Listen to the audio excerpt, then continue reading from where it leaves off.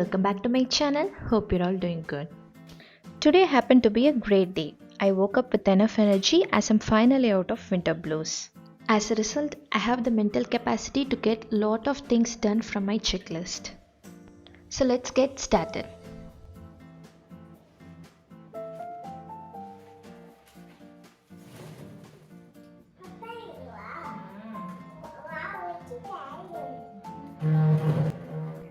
There is something special about the anticipation of waiting a whole year for your favorite fruits and vegetables to come into season. In that list, green peas comes first. Even though the frozen peas are available anytime, the joy of eating fresh produce speaks deeper, as they are more flavorful, nutritious and economical.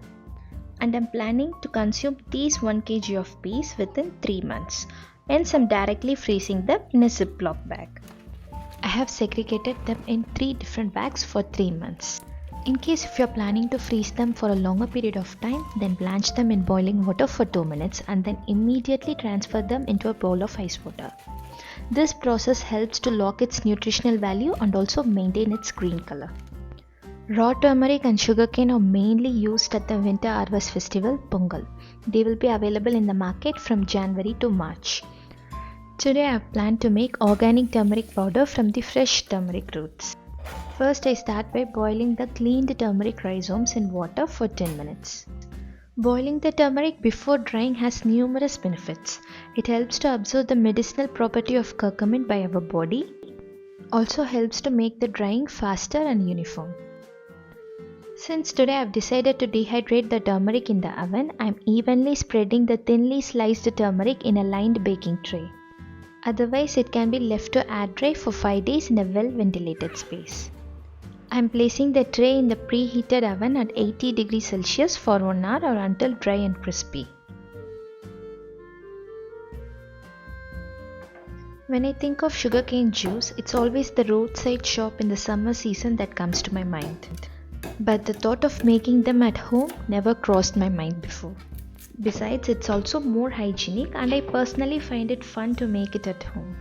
Plus, I've also decided to make a fun Vietnamese recipe using these sugarcane sticks later. So I first cut them into sticks and kept them aside. Then I chopped the rest into small pieces and I'm blending them in a mixer grinder by adding some water and finally straining them to extract the juice from the pulp.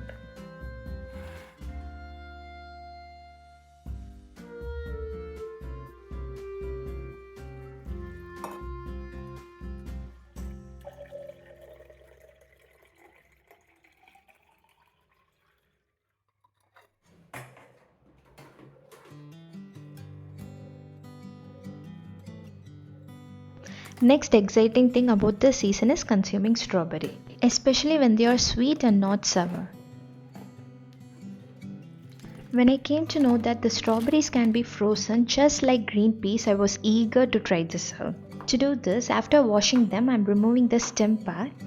Then I'm storing them in the freezer in an airtight container. But before that, I just make sure that these strawberries doesn't have any blemishes. Now whenever I want, I can add them in my milkshakes, can make ice creams or can make any desserts that calls for strawberry. Next I'm making some strawberry ice cream by blending some strawberries and fresh cream together.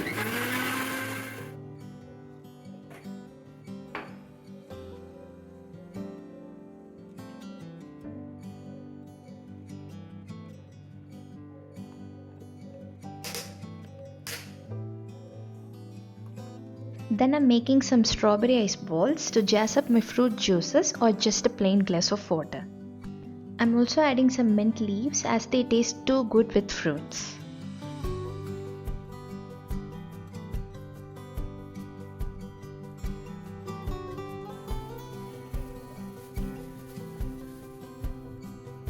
Next I'm going to prepare 2 types of sauces which I'll be using for the next day dinner. First I'm going to make red sauce with tomatoes which can be used for both pizza and pasta. To make this, first I start by blending 500 grams of tomatoes. Then to a pan I'm adding olive oil, garlic powder, chili flakes and sauteing it for 30 seconds. Then I'm adding the tomato puree and combining it well. And I'm covering and cooking it for 15 minutes in low heat. I'm stirring in between to prevent it from burning. Then I'm adding the above ingredients, mixing well and continuing to cook for another 5 minutes until thick. Once they are cooled down, I'm transferring it to a clean airtight glass jar. This can be kept in the fridge for 2 weeks and makes the cooking very easy. Next, I'm going to make white sauce for pasta. To make this, first I'm adding butter to a heated pan and then adding chopped garlic to it and sauteing it until golden brown. Next, I'm adding wheat flour and combining it well. To this, I'm adding 1 cup of cold milk and mixing it well until there are no lumps. Next, I'm adding fresh cream and followed by the above ingredients.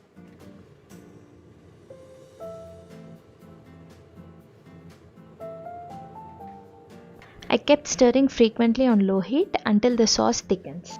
Once they are cooled down, I am transferring it to one airtight glass container, and this can be stored in the fridge up to 3 days.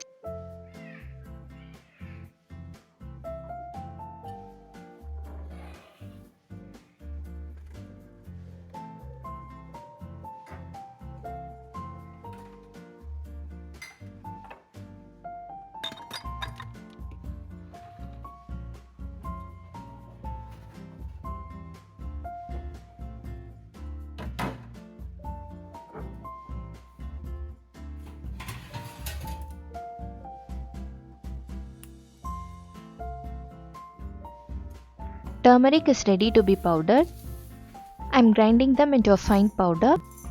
Then I'll sift the powder through a sieve to collect the bigger chunks which will need to be ground again. From 250 grams of raw turmeric, I was able to make 33 grams of powder. Again, I'll be making this in batches. Maybe for the next batch, I'll try to air dry them. The difference between the store-bought and the homemade is very obvious through the color and smell.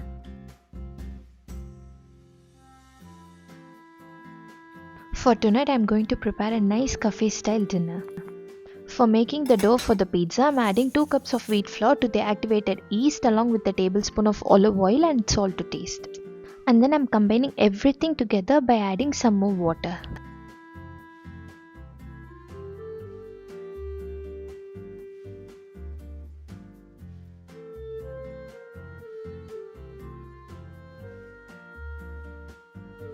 By sprinkling some flour, I am going to knead the combined mixture well until soft and elastic for 10 minutes. And then placing it in a bowl and applying a thin layer of oil and covering it with moist cloth to prevent them from drying. I am letting it to rise at room temperature until it doubles its size. In the meanwhile, I am chopping the veggies for the pizza and pasta.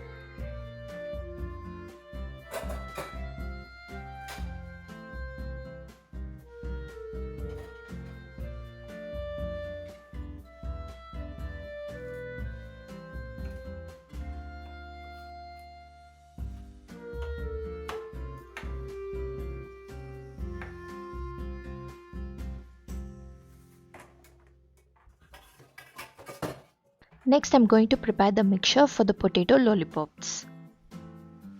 In a large bowl, I'm mashing 4 boiled potatoes. To this, I'm adding the sauteed onion, garlic and capsicum.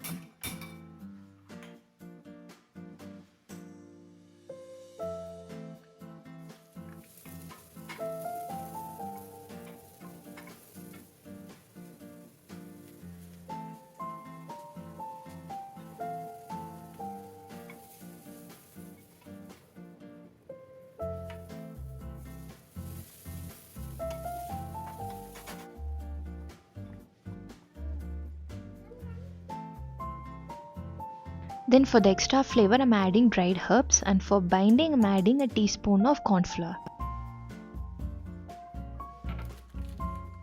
Then I'm preparing the corn flour slurry by combining the above ingredients. And for the crispier crumb coat, I have taken oats powder. Seasoning the slurry and the crumb coating individually brings a flavorful bite. Then to the sugarcane stick, I'm setting the potato mixture like lollipop.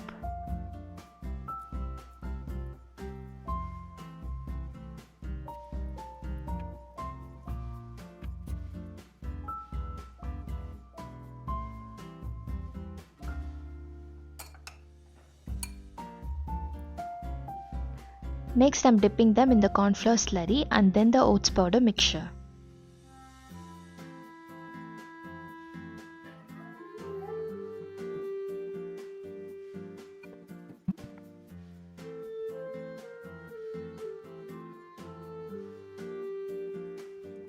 Before giving the second round of coating, I'm evenly applying the boiled beetroot paste.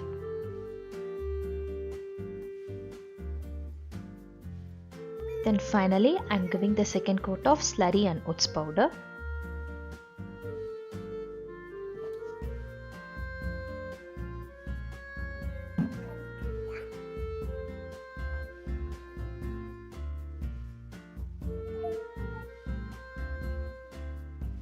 Once the dough has risen, I'm gently deflating it and transferring it to a lightly flowed surface and then kneading it briefly until smooth for 5 minutes. Then I'm dividing it into 2 portions and storing one in the fridge for the later use.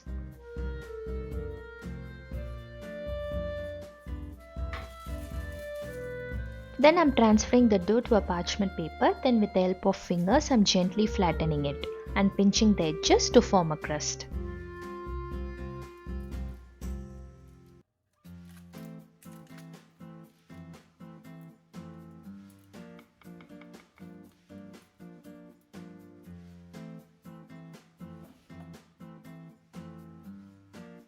Then with the help of fork I'm poking holes all over the center of pizza to keep the dough from bubbling up in the oven. Then I'm drizzling a tablespoon of olive oil and brushing the entire surface. Next I'm spreading the pizza sauce.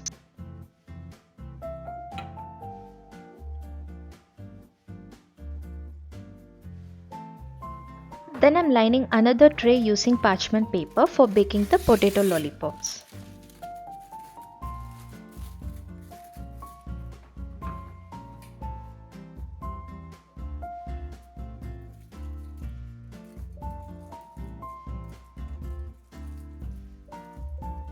I'm covering the sugarcane sticks using foil paper to prevent them from drying up.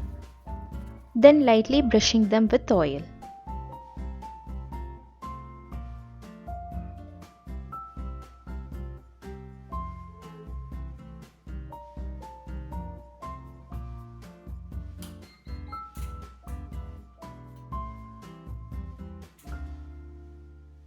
I'm baking them in a preheated oven at 180 degrees Celsius for 10 minutes on both sides in the middle rack. Then to a powdered baking pan I'm transferring the pizza base and I'm placing them at the bottom for 10 minutes along with the lollipops.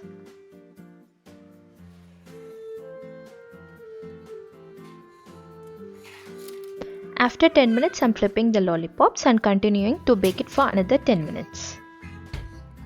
Next I'm adding the dessert topping for the pizza. First I'm adding mozzarella cheese followed by the vegetables. Then I'm baking them for 15 minutes in the middle rack after moving the potato lollipops to the bottom rack.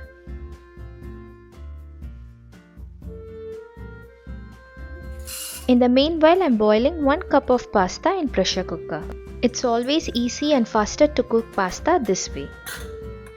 Parallelly, I'm sauteing the veggies for the pasta.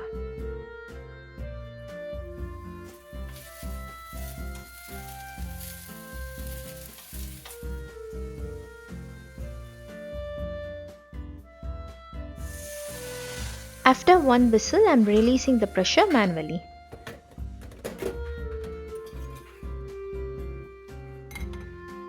Then I'm draining the pasta and adding some oil to it to prevent them from sticking. And I'm saving the pasta water for the later use.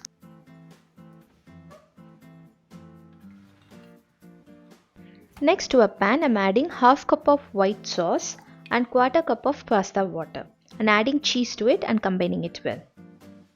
Once the cheese melts I'm adding the pasta and veggies to it. Just like that, pasta is ready in 10 minutes.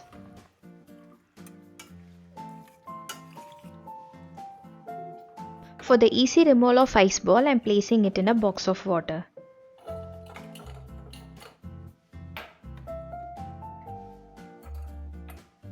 To the strawberry ice balls, I'm adding the prepared sugarcane juice with a squeeze of lemon.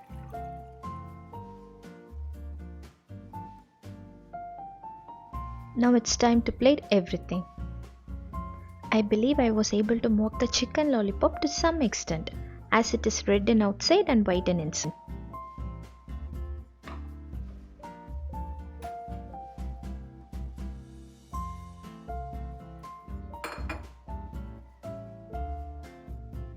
I'm placing lots of warm lights in the dining room to add a nice cozy touch that cafe has.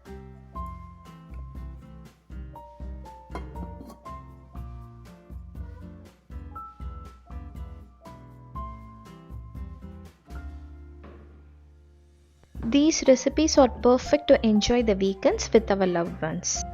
Be it a movie night or Valentine's Day, we can make any day special with these cafe inspired dishes.